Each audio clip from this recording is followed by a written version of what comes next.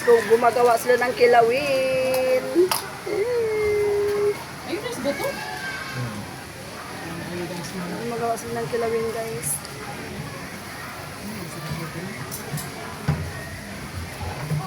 Anong kilawin yan, Jer? Hindi. Ano yan, tuna? Ay, Lagyan natin ng ano, lagyan natin ng kinuglaw. Wag, tinanggal mo. kilawin na may tinuglaw.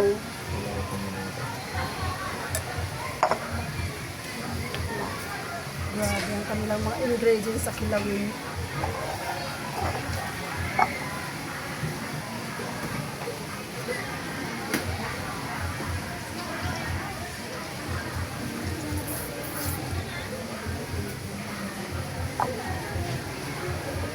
Ito yung suka yan natin ito.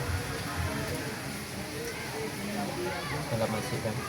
Kailangan ng asin. Yan. Asin.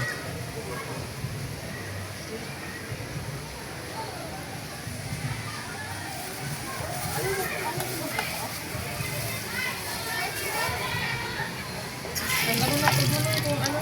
Ha? No, tanggalin yun.